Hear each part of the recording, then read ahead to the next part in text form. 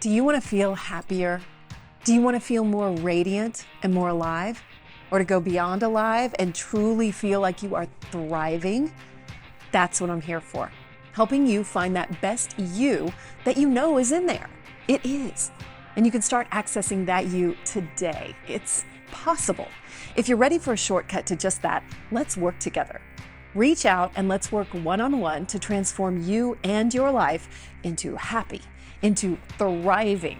Reach out to me and book a quick call. It's in the show notes, and let's get you there. Are you really committed and ready? Then let's do it. Personally, I'm the happiest I've ever been thanks to all the practices that I've made a part of my life. You can be too. It is here for you, I promise. You can also access my course, The Youthfulness Hack, which is all about feeling good and getting radiant and all the things I do concentrated in one spot. Go there today and use code AMY15 for 15% off right now, only for listeners of this show. And if you are truly ready to have accountability and live happy, book a call with me today. The world needs your best. You deserve your best.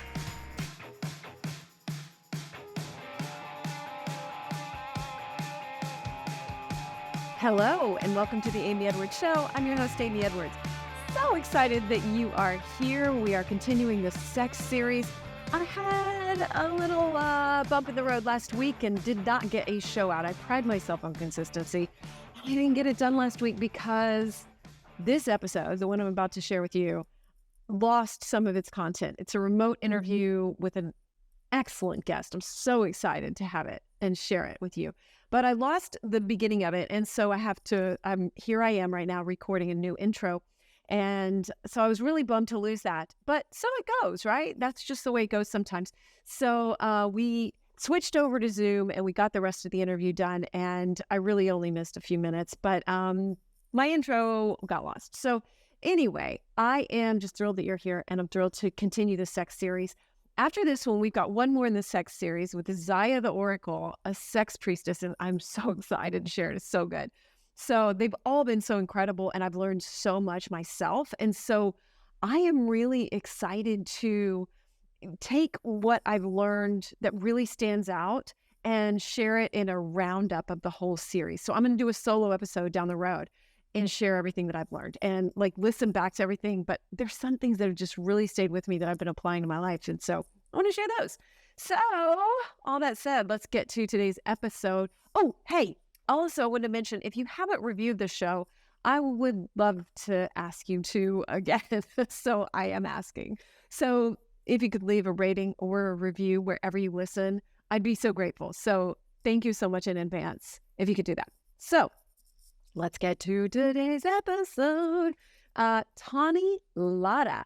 She is the Sober Sexpert, and she has a book coming out on September 19th called Dry Humping, A Guide to Dating, Relating, and Hooking Up Without the Booze. I love the title so much, so much. So she's a New York City-based writer. She has a weekly advice column called Beyond Liquid Courage. She's an award-winning podcaster, and as I mentioned, she's known as the Sober Sexpert. She's also a public speaker. And I am so excited to learn all sorts of things about her book, hear how she came to do what she does and be the Sober Sexpert. And that's what we're going to talk about. The links to everything and to pre-buy the book are all in the show notes. And so let's jump right in. Like I said, we're jumping in about 3 or 4 minutes into our interview, but don't worry, you're not going to have any trouble catching up. You're going to be right where you should be. And I'm so grateful for this interview. Stick around to the end and she'll tell you a little bit more about her book too. So thank you so much for being here. I love you so much. Let's get to the episode with Tawny Lara. All right. So I was asking you about just that getting to know yourself again. I don't even know that I was getting to know myself again because I was just getting to know myself because everything had alcohol, a tinge of alcohol to it, whether it was sex or whether it was dating, because I hadn't done any of that since before I was, out of high school. Like 14 or something like that. So, it's really kind of sad to say, but it's true. And I'm sure it's true for a lot of people. So it's just that getting conscious of it. And so like, what have you seen turn around in people? I know from my own life how I can answer that, but I'm curious, like, what your response is to that too, for yourself and for others. Yeah, it's funny you say that because when I got sober and I entered the dating world, I quit drinking in 2015. So it was a very different dating was a very different landscape. Yes, dating apps were a thing, but it was nothing like it is now. Um, and I learned that I didn't know how to date like at all. I really had to go very 101 because my dates, quote unquote dates back when I drank were really like people that I met in the bar and then we would hook up. And sometimes it would be a one night stand. Sometimes it would be a regular hookup. Sometimes it'd be a long term relationship, and we would move in together. But there was no quote unquote courting. It was very hey, can I buy you a shot? What do you want to drink? Then we get drunk enough and start making out. So once all of that was quite literally taken off the table, I had to learn how to date, how to get to know people, actually get to know people, and also introduce myself properly. Which is again why I say dating yourself is so important because I didn't even know who I was on these dates until I took that time to spend time by myself, but also go to therapy, work on my shit, figure out what I drink and how that showed up in my love. Yeah, I can totally relate too. Because I not only had to date myself. I hope you can hear me right now because you're frozen. So I hope it's working. There it is. Good. Yeah, you're Yeah. frozen and it's a little staticky, but we're Okay. Dang. Okay. Well, um, yeah, I can really relate with that. And I kind of wanted to go ahead and talk about sex with that too, rather than dating, because I even had to have sober sex with myself, and that was Mhm. really uncomfortable. So what's your experience been with that, and do you recommend people do that too? Because that's a weird. Yeah. 100%. No, it's not weird, and I'm so glad that you went there. Part of chapter 1 of dating yourself, I share this exercise that I did. I you know, I was I'm a freelance writer, so I had this assignment to um masturbate in front of a mirror. And I don't know, maybe 6 months sober. I was pretty new. And that was a very, very interesting experience that I go into in the book. But the point of writing about this is the point of doing it, of masturbating in front of a mirror and then writing about it is to really look at your body and acknowledge your body, notice the anxieties that you're feeling, notice what you like. Notice what your body looks like when something feels good. Notice what certain parts of your body look like when something feels good. And it helped me with some of my body image issues. I was able to like really love the person that I saw on the mirror because I was like, this person is pleasing herself. She's doing something really natural and really beautiful, and there's nothing wrong with that. And it was this really healing exercise. And so in the book I guide readers through how to do that as a way to really have sober sex with yourself first. Because body image, especially for women, is really tied up in a lot of the reason that we do outsource our confidence to alcohol. um for myself and many people that I interviewed, a lot of people were like, well, I drink because I don't like my body and I feel more confident if I've had a couple drinks in me. I'm better in bed because I'm less inhibited. And it was validating for me to hear that other people felt that way. But it also made me kind of sad that so many of us, like I said, outsource our confidence to alcohol. There's and that's one of the many reasons why you do have to date yourself and have sober sex with yourself first. There's a lot of healing that needs to happen before you bring someone else into the picture. I love that phrase, outsourcing your confidence to alcohol. Could not be more accurate, and I can completely relate to everything that you just said. And it was, I just did that myself, that mirror exercise, sober sex with yourself. And I was just shocked at what a vulnerable space that was for me and how outside my comfort zone it was. Yeah. It's so funny when we think of things outside our comfort zone, like, oh, I'm going to go skydiving, but like sometimes it's like literally right there in your bedroom. It's just like the mirror, and that's such a push. And so I think I'm glad that's in your first chapter. How wonderful, because it was such a growth exercise for me. And I had that sensation too, like, oh, this is what other people see, why am I having trouble looking in my own eyes, and yet, Yes. Yes. right. And so anyway, so that's so cool. And so our, I, I, I don't think that I had consciously associated that with sobriety, but what a wonderful way to come back to yourself, like for real. And so what's the progression from there if you want to embrace more sober sex, let's say, if someone's listening to this? Yeah. It's, in the 12-step world, I didn't go through the 12 steps or AA, but they recommend being single for the first year that you're sober because you've got to work on your shit. I don't think they say it like that, but that's that's how I say it. So I think getting to know your own body is just one of the many things that is essential in that dating yourself section. Um, you know, Dating myself in early sobriety also looked like I took a lot of classes. I took writing classes. I studied improv. I studied Spanish. Like I had a surplus of time because I wasn't drinking. And I had a surplus of money because I wasn't going to the bar and drinking until I blacked out on a regular basis, which is really expensive.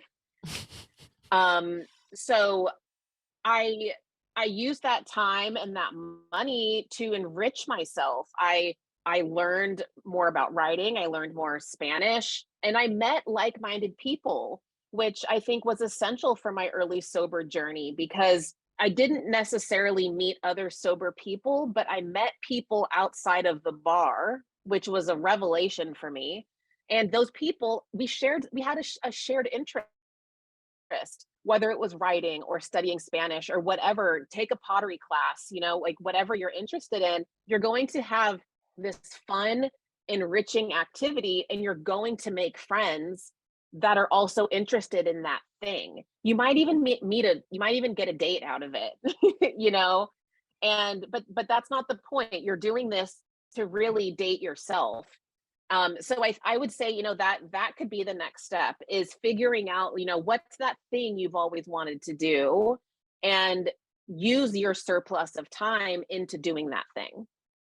Yeah, totally. And I think just adjacent to that, I've noticed how many people were just drinking buddies of mine, and those relationships kind of just Yeah. naturally fell away, and not like I don't love them. I do, but that was all we were doing. That was what we had in common. Right. So I Yeah. totally get that. Yeah. So, well, what happened after did you stay single for a year? Are you still single?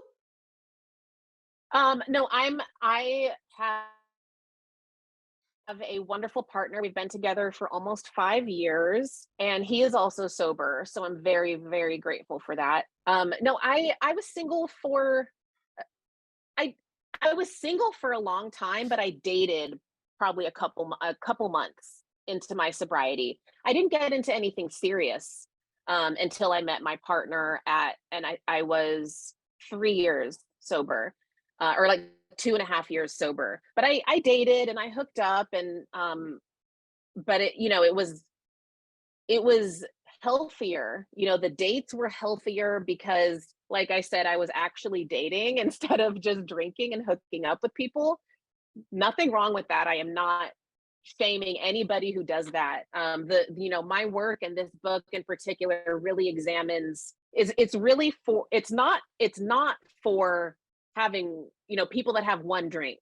This conversation is really, if you're drinking in excess, if you are relying on alcohol for confidence, if you are relying on liquid courage to get you through a challenging moment, that's what this conversation is.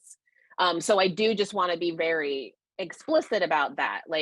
And also, in the book, I talk about alcohol has something called a biphasic quality, which is, there's two phases. The first phase is when you have one drink, maybe two, and you just relax. You're a little more, relaxed. You're a little bit more social. That's not really where the work. That's really not the target audience. The target audience is like people that are like desperate for that one or two drinks to change them into a more social, confident person, if that makes any sense. It totally makes sense. Yes, because like do you have to have it? Like, do you have to? Yes. Right? Exactly. And then like, what is that indicating to ourselves? I think if I probably sat with that, I could probably answer it, but I want to ask you. Well, I mean, so like, well, what is the question exactly? The question is like, when you have to have that, what's really underneath that? Yes. And I love that you asked that, because so many people, myself included, think in order for they think they know what a drinking problem looks like. And it's because of what we see on screen, on film and television and in the media.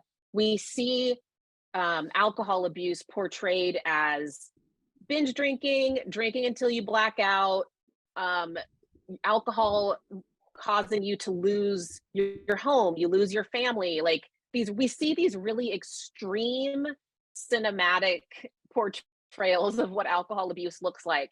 And those are absolutely correct.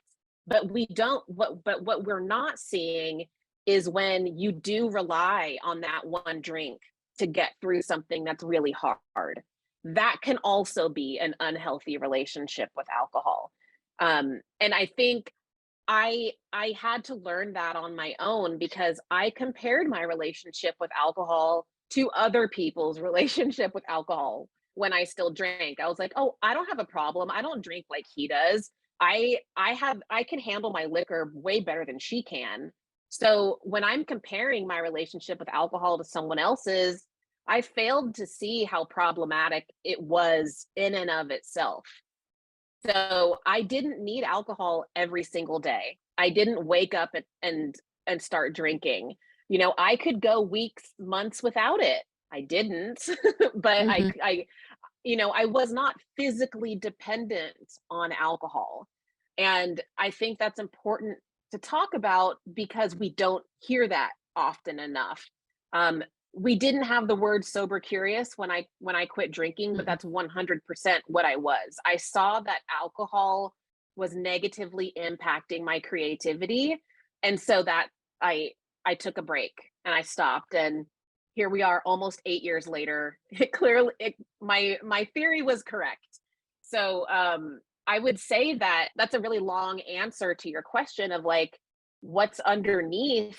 I discovered what was underneath that longing was anxiety, depression, PTSD, all of these undiagnosed mental health issues that I struggled with. I self-medicated with alcohol. And until I quit drinking and I started therapy, I didn't have any of the tools or the language to understand or even name that discomfort that I felt, because I just wanted to drink it away. Yeah, that's exactly what I was getting at too. It's basically this way of coping and not really dealing with the real issue, and not even taking the time. It's almost just like, okay, well, you know what, I'll deal with it later, and just, you just need to get that drink. And I can completely relate to everything you said too, because I was the same way. I was like totally functional and also compared myself. I know that I had a significant relationship in my life that I think I chose because that person was a bigger drinker than me. So it made me feel like I'm doing fine, you know? And I think that that's just being willing, that's the consciousness of it, just being willing to take a moment to say like, oh, hey, maybe I actually am really dependent on this, right? And so how do you break that cycle? What are you telling people to do to break that cycle? Because not only are we talking about dating, but we're talking about, in the bedroom too. Yeah, I mean, and this is such a huge question, and I hate to be that person, but the answer is going to be so different for everyone. I would say if you think that you want to change your relationship with alcohol, I'm not saying if you want to give up alcohol forever. I'm saying if you want to change your relationship with alcohol, I highly, highly, highly recommend therapy and finding a peer support group, because figuring this shit out on your own is really hard, and there's no reason to do it alone, especially in the information age when there are so many books and podcasts and newsletters, and just there's so much free information out there for you. So even doing the work can, if you're not ready for therapy, maybe you buy a book about getting sober. Maybe you highly recommend Ruby Warrington's Sober Curious. She does such a good job of really tapping into the community of people who want to drink less. But they don't want to go to an AA meeting and say I'm an alcoholic, but they want to change something. And that group of people was largely ignored, and now we have a word for it, and I think that she's truly changed the world with giving us the term sober curious. I would start there. I would get her book or listen. I would get the book Sober Curious, or I would listen to her podcast, also called Sober Curious. And I would, and if you don't feel comfortable going to therapy, I would talk to someone that you love, that you trust. Like, hey, like I don't know, like something just feels up with the way that I drink, the relationships I'm getting into. I keep getting into the same fight. I keep picking the same men. Whatever feels present to you, I would confide in a loved one, because even just verbalizing that can be profoundly impactful on you. Excellent advice. Thank you. Yes. Let me ask you what your initial experiences were. Let me ask you this. Let me back up a little bit. Were you having any sober sex before you stopped drinking? And then what happened afterward sexually for you? And how has that changed and shifted? I would say yes, I had sober sex, but it was only once I was in a long-term relationship with somebody, and it was, in the morning or afternoon or something. But again, those relationships started in bars. Our dates were typically in bars. It was a boozy relationship. So yes and no. I never went on a date, or like I said, I didn't even go on dates without alcohol. So I never had a one night stand without alcohol, or nothing like that at all. Same, same. And then so when you did start having sober sex, not just with yourself, but with a partner, then like how was that feeling, and what have you discovered in those spaces? Because I know I've discovered a lot in those Yeah. spaces too. So I've only been with one partner since I've been, because I can relate to everything that you just said. That's same. And so now I'm in a relationship, and that's when I stopped drinking. And so I've been really surprised, like orgasmically, it's like completely opened up, and I'm thinking those two things coincide. And just like my sensitivity to my body and my openness, Yeah. yeah, have really surprised me. So what have you found, and maybe what have you found from other people? Well, there's two things there. So there's, mentally and physically. So we'll start with mentally. I was more I was and am still much more communicative with sexual partners, about how I felt. And by that, I mean, I would tell someone, hey, this is the first time I've had sex without alcohol, or I'm new to sober sex. I need to take this slow. You know, I would have never, ever, ever stood up for myself like that when I drank. So that, and I think that and I'm aware that it takes a level of confidence to speak up for yourself like that in bed, especially for women. And I wouldn't have had that confidence if I didn't spend time working on myself before I had sex, before I had sober sex. So there is that, you know, it really is a filter. I think sobriety for me is really a filter of people that I would go on dates with and people that I would hook up with. When I was drunk, my standards were very, very low. And now that I'm sober, my standards are really high. So you know, that's like the mentally, those were the perks. And then physically, you know, alcohol is a depressant. So while we might think that drunk sex is better because maybe it's calming our anxiety, or we do have a little boost of that liquid courage, we need to keep in mind that it is depressing our central nervous system. And that means that it is negatively impacting the way that you feel pleasure. It can cause excess alcohol abuse, can cause erectile dysfunction. It can cause vaginal dryness. It can cause, you know, it can reduce your pleasure, because, you know, if you're drinking alcohol to reduce anxiety, it's not just, it doesn't stop at the brain. I mean, it affects your whole body. So if you're being touched while you're intoxicated, you're not really feeling it to the full capacity. And that was really mind-blowing to me. And I think that answers your question about orgasmically, how your sex life has changed orgasmically, because you're actually feeling sex now, you know, like you're feeling it on so many different sensory levels, when you weren't feeling it before. Totally. I mean, yeah, and I didn't think about that. About when you hear depressant, I thought it meant like depressed. I mean, I've really like thought about this and studied, but yeah, depressing your central nervous system, like that's what it's doing. You're not as sensitive. That's so interesting and so good. Are you ready to up-level your pleasure practice? I have in mind, and the main things that have helped me are the tools that I've found from Wands. Wands creates luxurious products that encourage us all to honor our body, celebrate our sexuality, and live in pleasure, with more pleasure all the time. One of my favorites, if you listen to this show, then you probably already know, is the CERVIX Wand. Wands has trademarked their #1 best-selling glass pleasure wand. It's for vaginal and anal de-armoring, and it's designed for cervical and G-spot stimulation. And let me tell you, it's incredible. It's helped thousands of women become more connected to their bodies and their pleasure, and supports them to heal pelvic pain through self-yoni massage, and helps awaken more pleasure.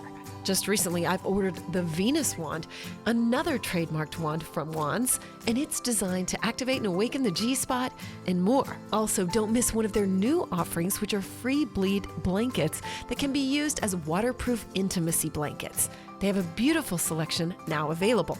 But take a look around at wands.com, that's WAANDS, because they have a huge selection of incredible items like yoni eggs, crystal pleasure wands in amethyst, black obsidian, anything that your heart desires, and so much more. Check them out at wands.com, that's WAANDS.com, and use my link in the show notes to get 10% off, or simply enter my code Amy Edwards at checkout. Again, that's WAANDS, wands.com. Y'all, I have started using higher dose products, and I am such a fan. You know, I don't put anything on this podcast that I am not 100% completely behind. And I have a special discount code for you for all higher dose products. I'm so excited. If you don't know, Higher Dose is a wellness company. They have wellness tech products, they have tools, they have supplements, and they have body care. They have so many things that are hot right now too, that are really biohacking and up-leveling our lives at home, which is really cool. They have an infrared sauna blanket. They have an infrared PEMF mat that I'm so excited to be sharing about soon. One of my favorites, though, is the red light face mask. It stimulates collagen, it activates glowing skin, reduces fine lines, regenerates cells, and it's soft. It's not like one of the hard plastic ones, so you can kind of move it around on your body, which I've been doing, and I am seeing amazing results. I am absolutely addicted to it. I use it every single night, and I'm using it in conjunction with one of their other products, the Glow Serum. And I'm very picky about what I put on my skin, and I am loving the Glow Serum. It's specially formulated to plump and hydrate and stimulate radiant skin, which that's the goal. They have a ton of other products too. Magnesium ingestibles, magnesium body care, which has a healing oil and a serotonin soap that you can use in your bath, which I've been using too. It boosts your mood, enhances your skin, and deepens your detox, gets you calmed down. Anyway, I'm a fan, so I'm so excited to offer you 15% off using my code MAGIC15. Go to the show notes. You can click through on the link right there, or if you go to Higher Dose, just enter the code MAGIC15 and you'll get 15% off. Higher Dose has been featured in Goop, Glamour, Elle, Vogue, Bazaar, Allure, basically you name it. And there's a reason why. So go check it out. It's at higherdose.com and enter my code MAGIC15 for 15% off. And I just want to point out too, to anybody listening, that you can do this at any age. Like I literally did it, right? Like I'm 50. And so, you know, this is a whole new thing for me in this decade of my life. And so, you know, I'm curious how you've seen people at all different ages. Yeah, I mean, I'm 37, and I got sober at 30, and I've interviewed people of all different ages, gender, sexuality. Like I said, sober, curious, still drink. I wanted as diverse of a book that I could write. I really wanted all these different perspectives, and some, you know, slightly tangential, but something that I found super fascinating in my research was I read a lot about asexuality, and I interviewed several asexual people. And what they all had in common was that they got sober, and then they realized, like, well, let me back up a bit. They got sober, and then they realized that they used alcohol to try to make themselves feel normal, quote unquote normal, trying to make themselves like sex. And while I'm definitely not asexual, I totally related to that impulse of relying on alcohol to make me feel a different way to get through a sexual experience. And once these handful of people of asexual people that I interviewed explained to me that once they got sober, they were able to fully embrace their asexual identity, I found that to be so profound, because it was just so relatable that they were using alcohol to try and be normal, you know? And then they get sober and they spend time alone and they learn how to love themselves, and then they can take claim and pride in saying, no, I'm asexual. And that just really blew my mind. That blows my mind too. Wow. You know, but they're able to get, it's like what we were talking about in the very beginning. It's just that learning to love yourself. And maybe that doesn't even, maybe that's like your sex isn't even part of the equation necessarily, like for someone. Like it takes all types. Exactly. And I think that, you know, when I interviewed them, that really changed the trajectory of my book. And it really taught me that sexual liberation can mean, you know, maybe like when I heard the term sexual liberation, I thought of like going to sex parties and having orgies and like, you know, freeing the nipple, like doing all this really extravagant stuff. But this research really taught me that sexual liberation just means you're finding freedom in your sexuality. And that can mean realizing you don't like sex at all. That almost like as you were saying that, I just felt my heart and like my eyes, like I just felt like crying. Like that's really beautiful for a lot of people, just being able to embrace like who you truly are, whatever that means. Because Yeah. I think when just what you said about sexual liberation, yeah, we think of the 60s or something, and 70s, and like, free sex for everybody Free or something. love. Yeah, free love, like that whole thing. And it's redefining the meaning. No wonder it changed the trajectory of your book. Like, how did that, Yeah. so what did that shift in like your writing or your take? Or, I mean, was it just that? Was it just like this can mean anything?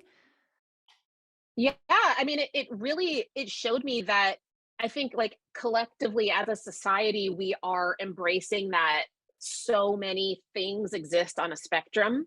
Yeah. Gender and sexuality and alcohol use disorder, all of this stuff exists on a spectrum.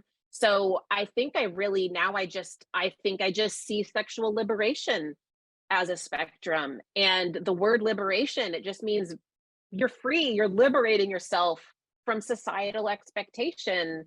And that can mean realizing you don't like sex. It can mean, for me, it's meant that like penetrative sex actually is not my favorite.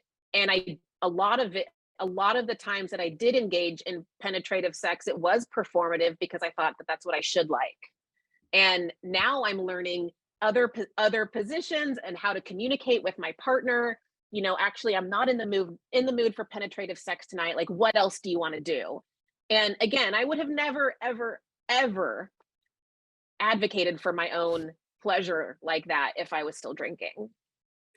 It's freeing up this whole definition. It's just, that's what the Yeah. liberation is. It's just freeing up this whole definition. I love it. How long did it take you to speak up for yourself like that? Do you feel like it was just more of a gradual thing? Like once you did it, you've got more confidence in it and it's like a muscle?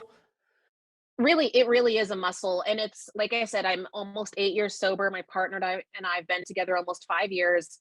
And I'm still learning how to do it, like from the very first time I had sober sex, when I told someone, this is my first time doing this without alcohol, I want to go slow, I'm a little nervous. That was huge for me. Hmm. To now being able to tell my partner, actually I don't want to do this tonight, how about this?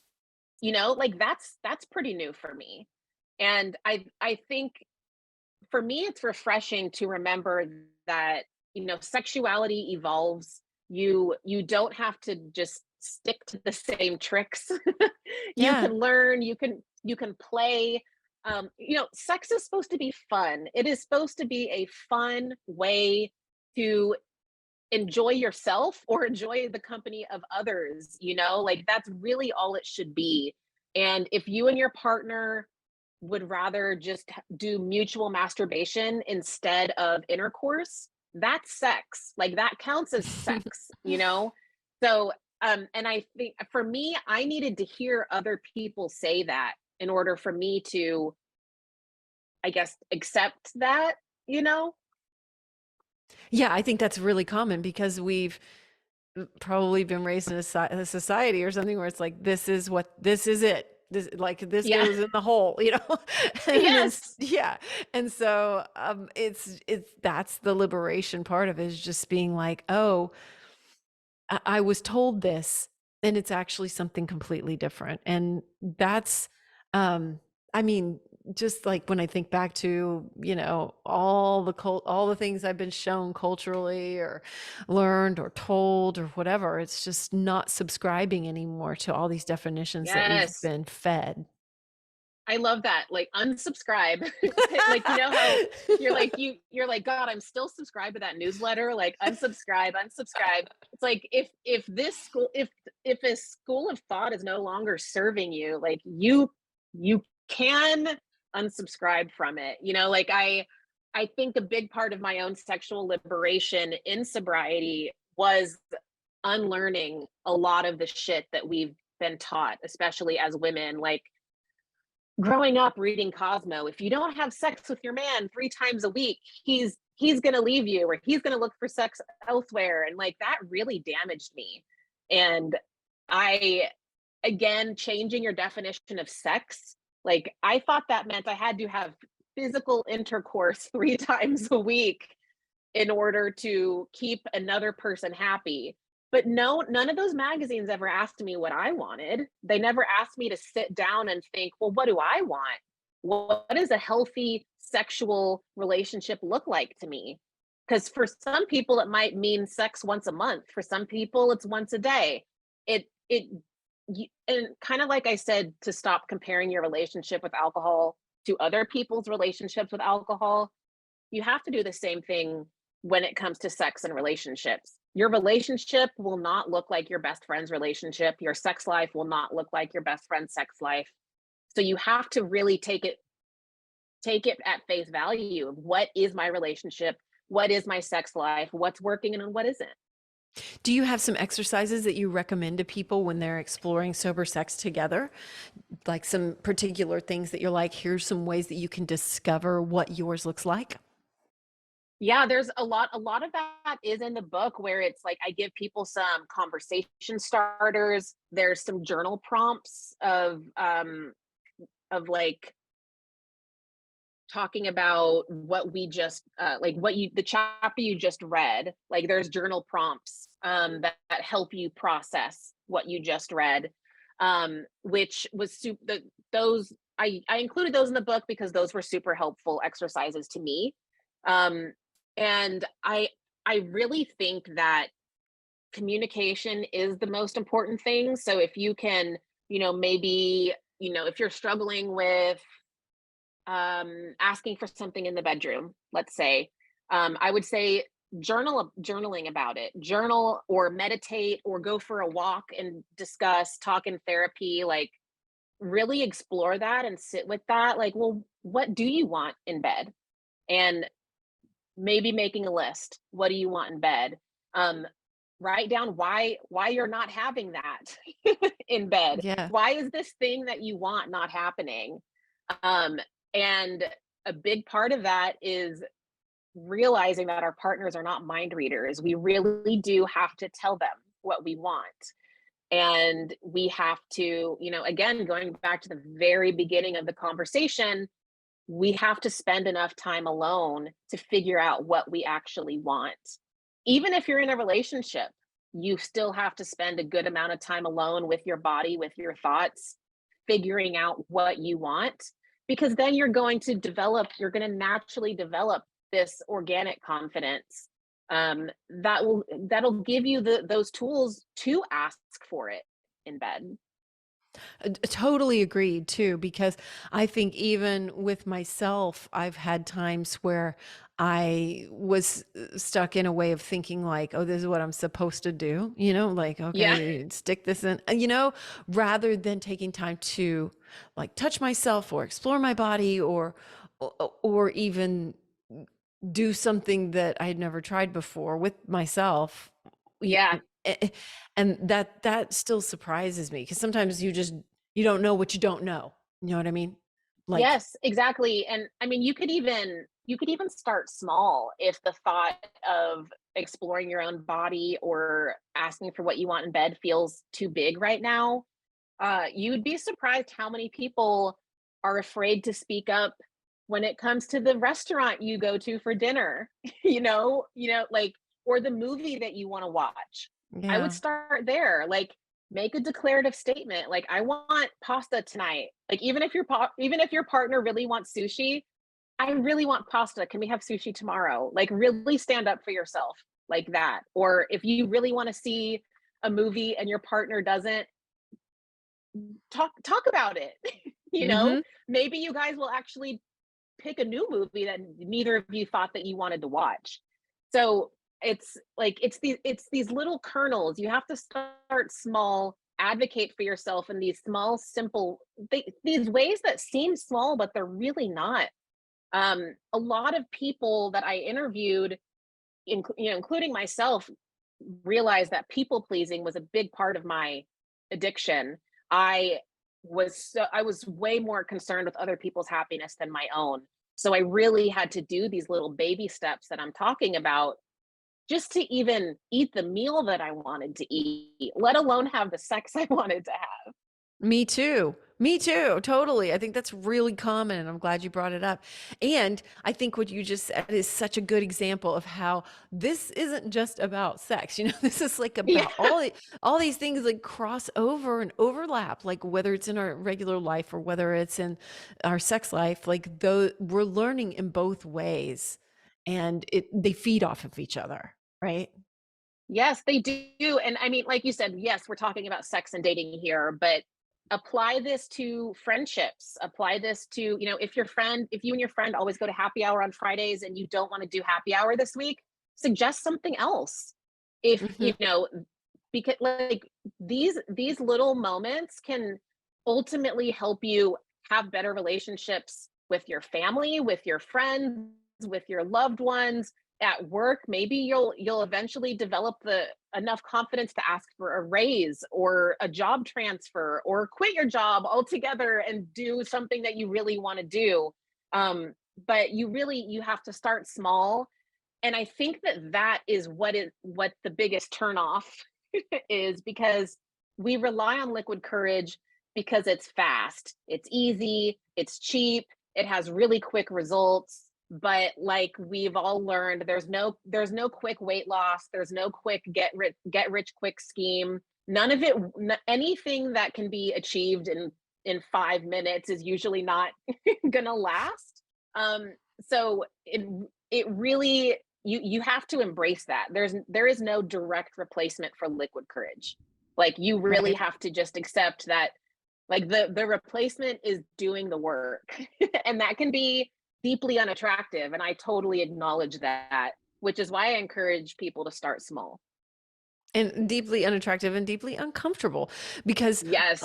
when you brought up people pleasing, I thought of this quote that I read a while back, and it was like, people pleasing is lying. And that hit Hmm. me because I was like, it really is. I'm not being honest. And those are all little spaces where you can get more honest. And that's for me, like that's a reframe that has really stuck. And I'm like, oh my gosh, this is about me being really honest. Like ultimately, all of it. You were I'm glad that you brought up honesty, because that ultimately is what's going to it's going to sound really corny, but that honesty is really what's going to save you. Like once I was honest with myself about having an unhealthy relationship with alcohol, I was able to finally be honest with myself about so many other things, which ultimately helped me have a healthier, happier life in general. That's it, right? It's the healthy, happy life in general. And like, there's just all these little spaces. That's why I think it's neat that you brought up, neat, I don't know, it's cool that you brought up the like finding, like in dinner, or like, am I really speaking my truth? Because I've noticed like that so many times I'm trying, or I have in the past tried to manage the situation. And Yeah. and like I don't know if this is if alcohol relates to this at all, but like just honesty wise, like I'll catch myself like, oh, I'm not quite being as honest there because I'm kind of trying to manage the situation, and that's not honest. Yeah, that is so real, and you were so spot on when you were talking about how people pleasing is lying. It's and people pleasing can, that's a whole other conversation, but it really is, you know, I in early sobriety, I had a friend tell me, um, she was very frank, and I appreciated it. She was just like, like you always say that you're okay with wherever we go to dinner, but like I really want to know where you want to eat. Like I don't always want to do the legwork. I don't always want to figure out where we're going. I don't always want to make the reservation. Like I really would love if you could help me out with that. And that was so helpful for me to hear, because I thought by quote unquote going with the flow that I was being easier, and I actually wasn't. I was creating more work for this person that I really care about. So, if you could also think about that reframe as like people pleasing is lying, and you're putting more work on someone else. Oh, that's so good. I love that. Yeah. I had another thought about, oh, you know what? And then there's also that thing about people pleasing with having the drink itself, you know, Yes. like, do you touch on that in the book? Yeah, definitely. I mean, part of the conversation starters, or even like conversation templates that I have, is when you're just because you quit drinking, your immediate circle isn't always going to get it. You're still going to be offered drinks. So it's really how to handle those moments, how to handle those conversations, and like you mentioned earlier, how to discern your drinking buddy from your real friends. Yeah, totally. Um, yeah, I just wanted to pop that in there while we were talking about people pleasing, but I also liked what you said about making more work for somebody. There's something really nice about having your own opinions and speaking up. And it doesn't mean you want things to go your way necessarily, but you are at least participating in what's going on rather than, and I think that might be part of the, honesty and sobriety is that you probably saying you don't care when you really don't care. Okay. But saying you don't care when maybe you're harboring a tiny opinion about something is again, a space to excavate more honesty. Right. Yes, I love that. I mean, I think doing these seem little, but they're not. But standing up for yourself in these simple ways, like picking a restaurant, picking the movie, or even not picking, but just expressing your desire. I'm really craving pasta tonight. How does that sound? If they're not craving pasta, that's totally fine, but you've at least said that you're craving it, and you might pick a totally different restaurant together. Hmm. And like little things like that, they will stack up, they will add up, and they will really help you feel more confident. If you can declare that you want pasta tonight, you might be able to later on in the bedroom declare that there's something that you want to try that you've been thinking about trying in the bedroom. Man, I can't agree more. Like I love that this is where we've gone in this conversation because those moments present themselves all the time, and they're actually foundational building blocks that we can just like use all the time. Like these little moments are presenting themselves all the time, and we don't have to wait for some grand, like, I don't know, bedroom scene where we're declaring something, right? It's like these are the things that build who we are and our honesty and Mhm. like and feeling in that sobriety, which has kind of been just really exciting for me personally, like finding those spaces and then like understanding that I can grow like in every moment. I don't have to wait. Like it can be simple, Yeah, not you little, but I like that you can. pointed that out. Yeah. You really can. And then it's also this delicate balance of like, you can grow. And then there's also these moments that I also had to accept that there are some things that are just who I am. you know, like you don't have to change everything about yourself. You shouldn't change everything about yourself. So it really takes a lot of work to figure out what you need to accept about yourself versus what needs a little bit of massaging.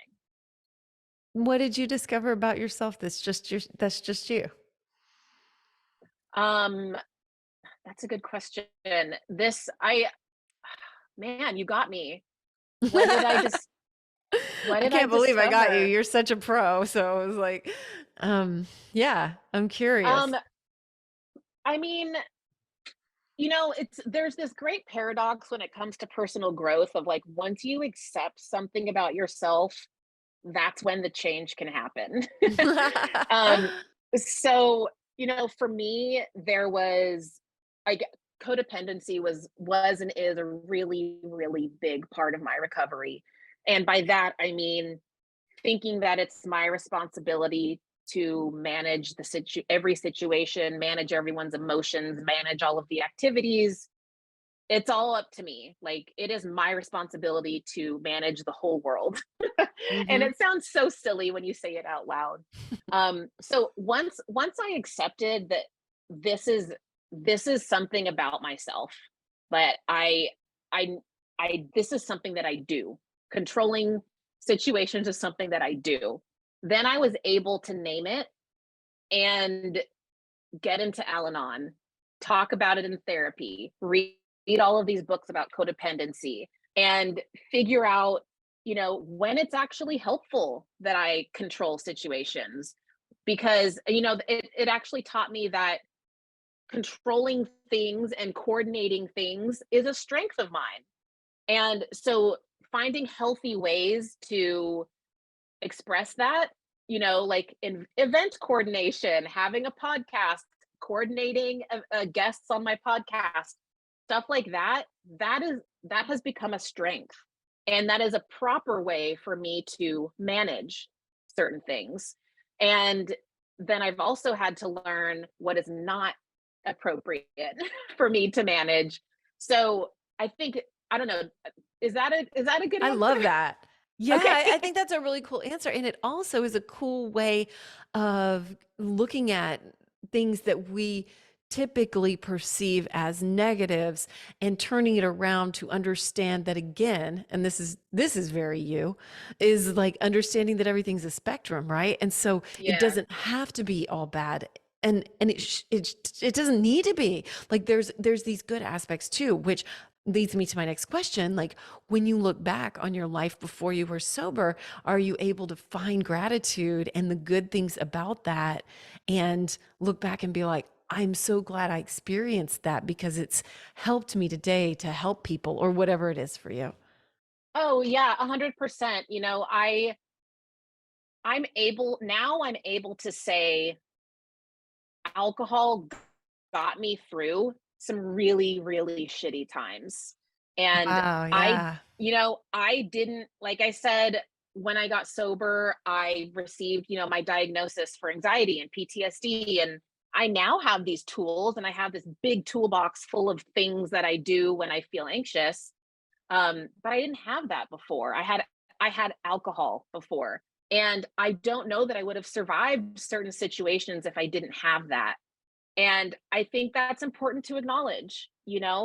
And it also helps me give myself grace that like you said earlier, you don't know what you don't know. Hmm. I didn't know what the hell I was doing. I didn't know the name for these feelings that I had, but I knew that when I drank this thing, I felt better. So I can look at myself, I can look at myself with kinder eyes and some tenderness and see like, wow, she was really struggling. She really needed help. I'm so glad she found it. I think that's a cool way to just reframe shame too. It's like when you Yeah. just you didn't know, you didn't have those tools, you didn't know, so like you're able to go like, ah, you know what, I did the best with what I could, and that was a tool that was handy right then, and that other people had used, and Yeah, I saw them using, and I was like, all right, you know, yeah. exactly. How um. Do you have some things about coping with shame, and maybe it's along those lines in your book? Yeah. I mean, there's a great deal of shame and guilt and anxiety, all sorts of stuff is going to come up when you look in the mirror. Let's be real. You're going to see some stuff that you've chosen to ignore, whether consciously or subconsciously, and that can be really, really difficult. Um, and that is why I strongly encourage everyone to, if therapy is an option for you, highly recommend, and not just talk therapy. There's all different types of therapy. Um, peer support. You need to have somebody to talk these things out with. That it's crucial. Like it's absolutely crucial. You're not, like, I dare I even say, you're not going to get your shit together unless you have at least one person to talk about this stuff with. And I suppose maybe the flip side of that coin is the listening part of it, right? And then Hmm. maybe I'm curious about, how your listening has developed with your partner or, maybe people that you work with or have advised how that's looked and helped them. Yeah, I mean, just I would say I'm present now. I am present and I am fully plugged into reality. And There you go. Yeah. and wonderful things can come from that. Also, some really scary, shitty things come from that. But I'm a way better listener, way better daughter, friend, niece. Like I'm far from perfect. Don't get me wrong, but I'm present and I know how to show up for people now. And uh, listening. Like here's another example of like, if someone calls me and they're like going through it, they're going through something. The first thing I say is, "Do you just want me to listen? or do you want advice? Because before I would just pour out all this advice, whether someone wanted it or not. Sometimes people really just want a sounding board, and that's it. So having that tool, just having that tool to ask what they want from me has also been so beneficial for me, because there would be times when I would feel frustrated with a friend, like, well, I told them what to do and they didn't listen to me. I'm a Like, professional, for God's sake. yeah, like who the hell am I to give, like, they didn't even ask for advice. They just said they're going through this thing. And that, I think that has helped me be a better friend for sure. Oh, that's really beautiful. I think I love that. And that's something I've tried to lean into more myself. Um, Tell me right now, do you have any times when you want to drink come up and how those look for you? I'm going to piggyback off my previous comment real quick and say, Yeah. um, I also do the same thing when reaching out to someone for help. I'll text someone and I'll say, "Hey, I'm having a shitty day. Do you have the space to listen or give me advice right now?" Because before I would just call and just go off, whether this person was able to even be there for me. And I love that I can ask that now, because if someone's like, I'm having a really shitty day. I'm not in the I just can't really do that right now. I know that. Like that helps our relationship, because I'm not just dumping my shit on them.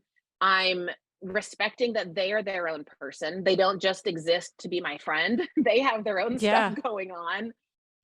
So I just wanted to clarify that goes both ways. Oh, I love that so much because I've definitely experienced that. And Yeah, maybe you aren't having the best day and you're just like, and you can get really annoyed too, so such a conscious way to like, and then not being annoyed with the person, like, and it might pull you out of your own funk and be like, oh, well, are you okay? Like, exactly. Exactly. Like, I mean, that is a really big part of it, is like getting out of your own head. Here, calling a friend and asking how they are doing can actually, obviously it's going to help your friend, but it's really going to help you, because you're reminded, oh yeah, there's so much other shit going on other than this thing I'm dealing with. yeah. Agreed. Agreed. Well, so I feel like we're getting kind of close on time. So I think I just want to ask you, what are the most beautiful benefits that you have gotten out of and your community has gotten out of sober sex? I would say, I think, yeah, honesty and clear communication. And by that, I mean being honest with yourself. That has helped me in my relationship with my partner. When I've interviewed people, they've said the same thing. It really is, once you get honest with yourself about something, it's kind of hard to keep lying about the other things. Isn't that what Um, intimacy is? That what intimacy is really? It's about, yeah, yeah, that deep. I- it really is. Like, I mean, I learned the difference between sex and intimacy for sure. I ran from intimacy, but I jumped into sex when I drank. And now it's really the opposite. I find that, I crave intimacy time with my partner way more than the physical.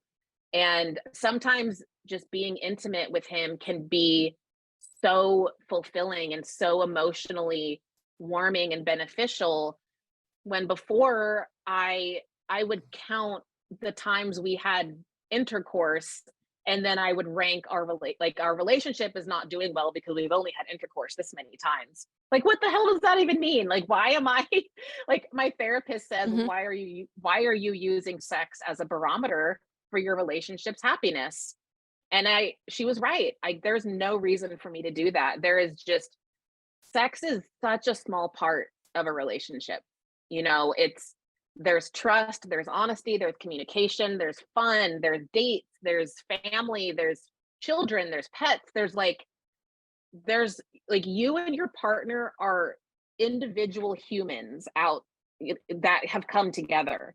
So you have all this other stuff going on, and you have to keep that into perspective. And yes, sex can be important, but all this other stuff is important too. And just don't put that much weight on sex. And again, define what sex means to you and your partner.